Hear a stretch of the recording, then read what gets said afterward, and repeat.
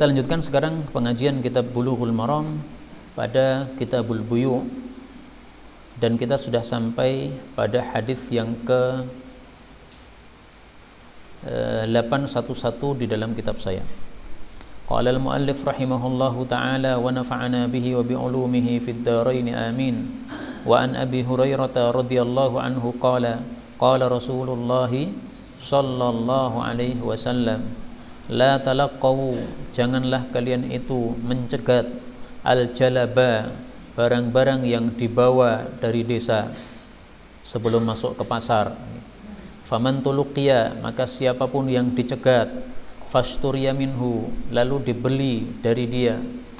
Fa idza, maka apabila ata, telah datang, sayyiduhu, pemilik barang tadi atau penjual barang tadi, as-suqa, ke pasar, fahuwa bil khiyar, maka dia itu boleh milih maksudnya untuk membatalkan jual beli tadi atau meneruskan jual beli tadi.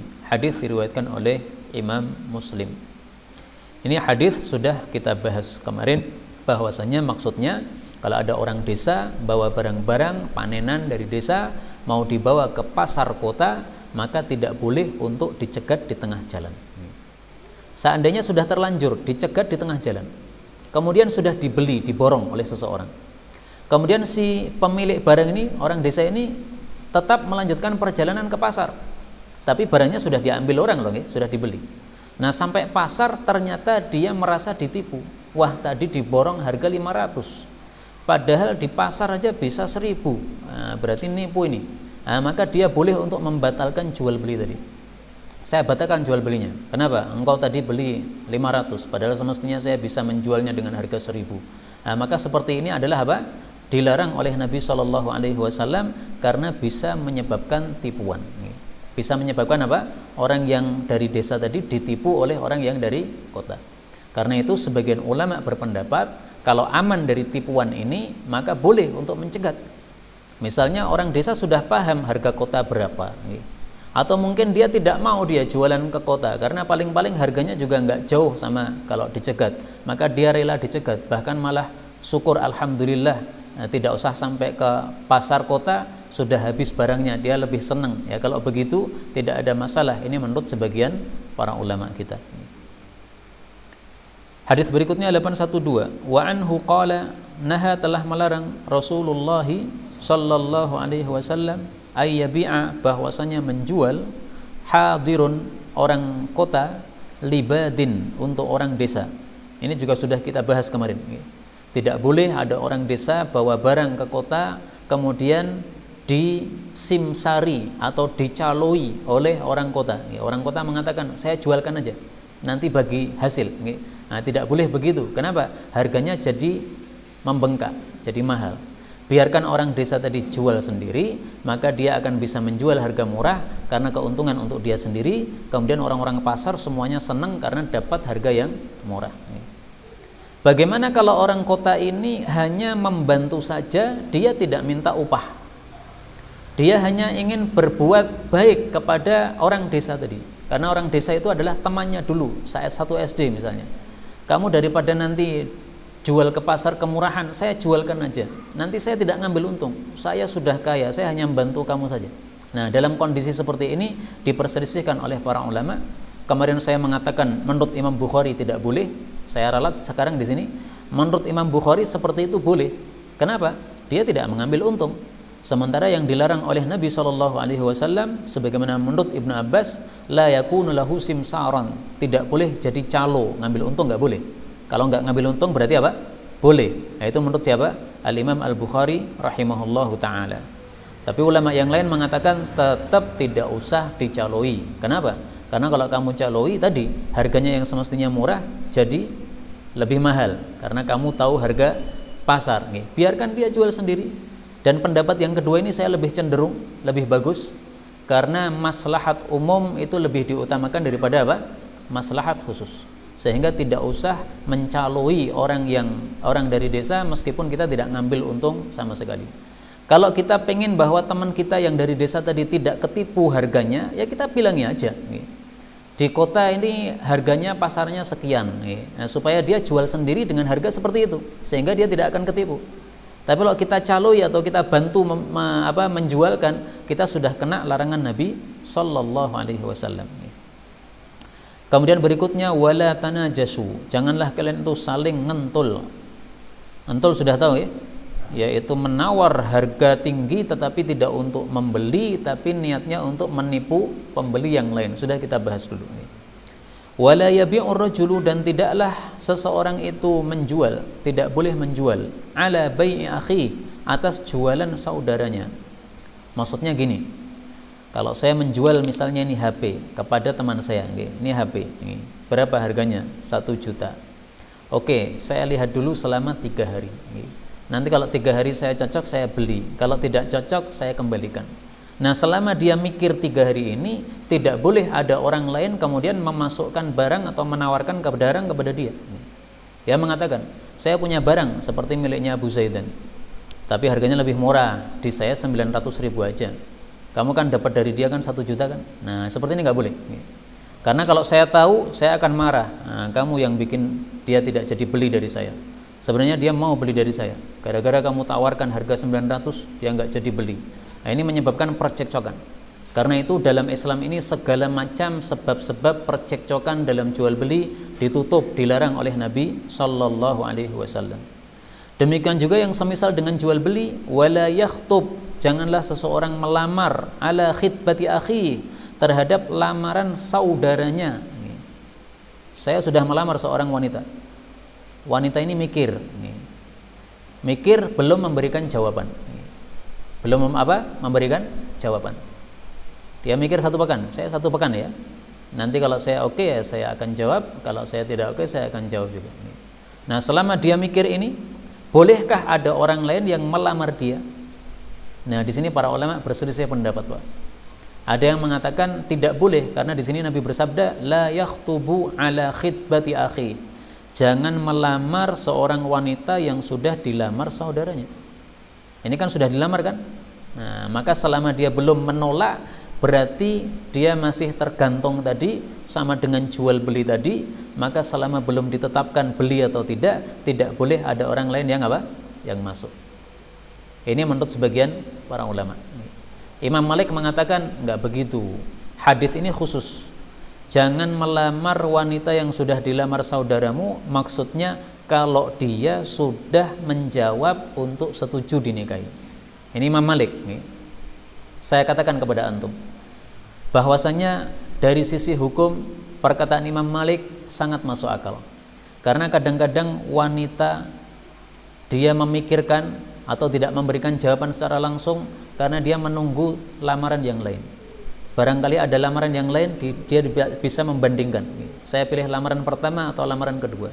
Nah, maka dia sengaja mikir karena dalam masa berpikir ini dia ingin ada lamaran lain yang lebih bagus. Nah, maka kata Imam Malik, kalau seperti ini dilarang untuk dilamar, maka ini merupakan pintu kerusakan untuk para manusia, yaitu merugikan para wanita, yang wanita itu menunggu lamaran-lamaran yang lain.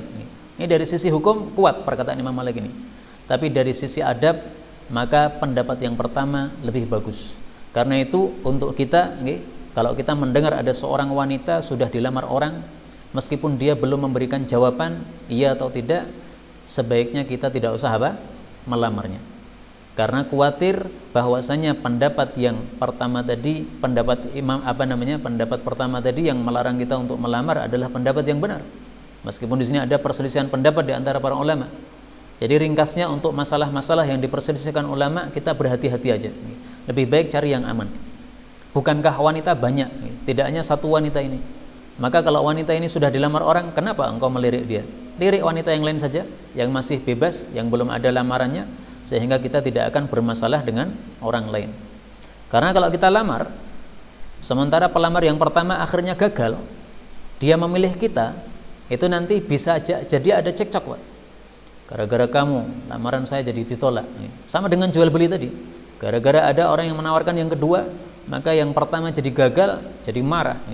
Nah, maka intinya segala sesuatu yang menyebabkan percekcokan di dalam ukhuwah Islam ini dilarang oleh Nabi Sallallahu Alaihi Wasallam. Kata-kata akhihi, saudaranya, ini maksudnya adalah saudara sesama muslim. Maka kalau untuk orang kafir nggak apa-apa, Pak. Ada orang kafir melamar seorang wanita, belum diberi jawaban, kita lamar duluan, nggak apa-apa.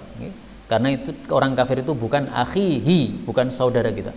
Orang kafir adalah non saudara, bukan saudara. Loh, apakah bisa kejadian seperti itu? Bisa.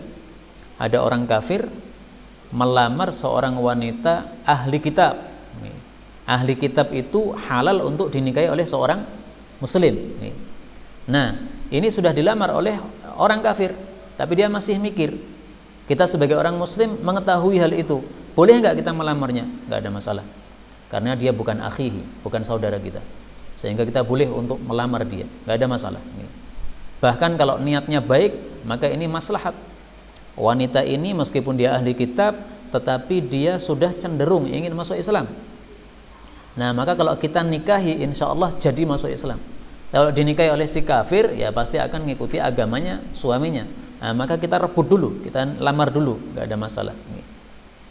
Kemudian Nabi mengatakan, wala tus'alul mar'ah, seorang wanita tidak boleh tas'al nih maksudnya.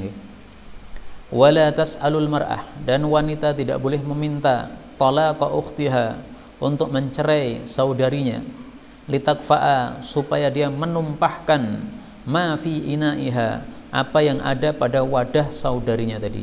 Hadis muttafaqun alaih. Apa maksud kalimat ini? Maksudnya, kalau ada seorang wanita sudah punya suami, kemudian ada wanita lain yang akan dinikahi oleh suami ini tadi, berarti sebagai istri yang kedua, maka si wanita calon istri kedua ini tidak boleh meminta syaratnya kamu harus ceraikan istri pertamamu, tidak boleh. Kenapa? Karena kalau dia memberikan syarat seperti itu, berarti litakfa'a ma fi ina'iha, berarti dia menumpahkan jatah bagi wanita yang pertama tadi. Wanita yang pertama tadi, dia sudah mendapatkan jatah nafkah dari suaminya, mendapatkan hubungan dari suaminya, mendapatkan kasih sayang dari suaminya. Gara-gara dicerai, semuanya hilang.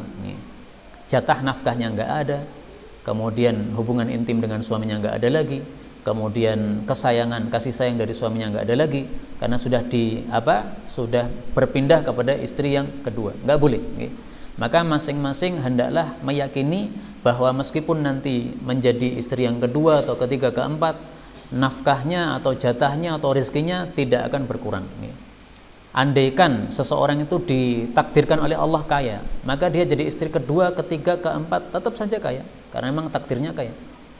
Andaikan dia meminta syarat, kamu harus ceraikan istrimu yang pertama, sudah diceraikan, tapi ditakdirkan oleh Allah dia miskin, akan miskin juga, nggak akan bisa merebut rezeki yang sudah ditetapkan oleh Allah untuk orang lain. Itu maksudnya. Maka seorang wanita tidak boleh meminta supaya istri yang pertama diceraikan dulu kalau dia mau menikah dengan wanita tersebut. Hadis berikutnya 813. Wa an Abi Ayyub al-Ansari radhiyallahu anhu qala sami'tu Rasulullah sallallahu alaihi wasallam yaqulu man farraqa, barang siapa yang memisahkan baina walidatin, antara seorang ibu, wa waladiha, dengan anaknya, farraqallahu, Allah akan memisahkan bainahu, antara dia, wa baina ahibbatihi, dengan kecintaannya, orang-orang yang dia cintai, yaumal qiyamah, nanti pada hari kiamat. Hadis riwayat Imam Ahmad, disahihkan Tirmidzi dan Hakim. Akan tapi dalam sanadnya ada perbincangan, berarti sanadnya dhaif. Tetapi walahu syahidun, hadis ini memiliki penguat, sehingga kesimpulannya hadis ini sahih, bisa dijadikan hujjah. Apa yang dimaksud farraqa baina walidatin wa waladiha? Memisahkan antara ibu dengan anaknya. Ini bukan memasukkan anak ke pesantren, bukan. Masukkan anak ke pesantren berarti pisah dengan ibunya, bukan itu, bukan. Ini hadis masih dalam kitab jual beli. Maka maksud hadis ini adalah tentang memperjualbelikan budak dengan memisahkan antara budak ibu dan budak anak. Tidak boleh. Kalau engkau punya budak, dia merupakan ibu sama anak, maka kalau mau dijual, jual bersama, bareng, sehingga dia akan kumpul lagi di rumah orang lain. Tidak boleh satu dijual ke timur, satu dijual lagi ke barat, nggak boleh. Pisah, susah seperti ini.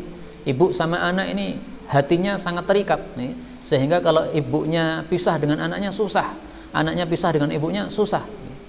Dan kata-kata walidah, ibu di sini, ini para ulama menyamakan hukum dengan selain ibu, yang penting kerabat yang mahram.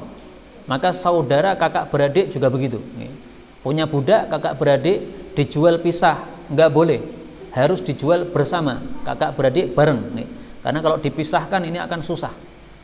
Kecuali kalau sudah balik, maka hadis ini tidak berlaku. Karena para ulama sudah sepakat bahwasanya hadis ini berlakunya kalau anak tersebut yang dipisahkan tadi adalah anak yang belum balik. Kalau anaknya sudah balik dipisahkan nggak ada masalah. Kenapa para ulama sepakat seperti ini? Karena mereka memandang hadis ini tujuannya supaya tidak menyusahkan orang. Anak masih kecil, ibunya hatinya masih sangat terikat, dipisah susah. Tapi kalau anak sudah dewasa, ibu pisah biasa sudah. Namanya orang dewasa sudah pisah, nikah dengan orang lain akhirnya pisah. Nah, maka hadis ini tidak berlaku untuk anak-anak yang apa? Sudah dewasa. Demikian juga kakak beradik, kalau sudah dewasa dipisah nggak ada masalah, yaitu dalam menjual beli budak tadi. Siapa yang nekat melakukan ini, maka Allah mengancam, Allah akan pisahkan antara dia dengan kekasih-kekasihnya pada hari kiamat nanti. Tidak akan kumpul dengan istrinya, tidak akan kumpul dengan anak cucunya pada hari kiamat. Nah, susah kita malah.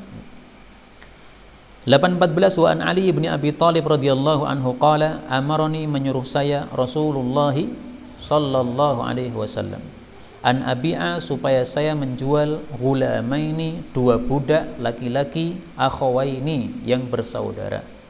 Fabi'tuhuma, maka saya menjual keduanya. Fafarraqtu, maka saya memisahkan bainahuma, antara keduanya. Fadzakartu, lalu aku ceritakan dzalika, hal itu, lin nabiyyi sallallahu alaihi wasallam, kepada beliau. Faqala, maka Nabi bersabda, adrikhuma, susullah keduanya, ya, cari lagi di mana. Fartaji'huma, lalu kembalikanlah keduanya. Jadi diambil lagi, ya, uangnya dikembalikan, kemudian budaknya diambil lagi. Wala tabi'huma, janganlah engkau jual keduanya, illa jami'an, kecuali bersama-sama, jangan dipisahkan. Hadis diriwayatkan oleh Imam Ahmad, rawi-rawinya thiqah, dan disahihkan oleh Ibnu Khuzaimah, Ibnu Jarud, Ibnu Hibban, Hakim, Tabarani, dan Ibnu Qattan. Bapak Ibu rahimani wa rahimakumullah, Islam ini adalah agama yang sangat indah, sehingga memperhatikan betul-betul hak-hak manusia. Meskipun budak, budak itu kan barang, Pak. Sama dengan kambing barang, sapi barang, kuda barang, budak barang. Buktinya bisa apa? Dijual belikan. Tapi dari sisi hukum dibedakan. Kita menjual kuda, anaknya dengan ibunya dipisah, nggak ada larangan. Kita menjual burung, anaknya dengan ibunya dipisah, nggak ada larangan. Kalau ibunya dijual, ya rugi kita. Kita perlu untuk memperanakkan induk tadi, ya, maka nggak dijual. Nah, maka kalau kita pisahkan antara burung dengan bapak dengan ibunya, ibu dengan anaknya dan sebagainya, ini tidak ada masalah. Kalau masalah itu hewan-hewan, tapi kalau ini manusia, budak, maka dia hukumnya berbeda. Karena manusia tidak sama dengan binatang. Manusia punya perasaan, meskipun dia budak, dia punya perasaan. Nah, perasaan budak ini dijaga oleh Allah Subhanahu wa taala. Maka Islam ini adalah agama yang sangat sempurna, tidak ada kekurangan sama sekali, sehingga peraturannya pun juga bersifat elastis, bisa berubah-ubah. Kalau hukumnya ini maka begini, kalau hukumnya ini maka berubah lagi. Kalau kondisinya begini, hukumnya begini, kalau kondisinya begitu maka hukumnya begitu. Nah, seperti ini adalah hukum Islam yang menunjukkan bahwa Islam agama yang sangat-sangat sempurna.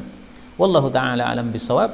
Inilah yang dapat kita bicarakan pada malam hari ini. Benarnya dari Allah Subhanahu wa taala, dan apabila ada salahnya fa astaghfirullahal azim li wa lakum. Sisa waktu kalau ada pembahasan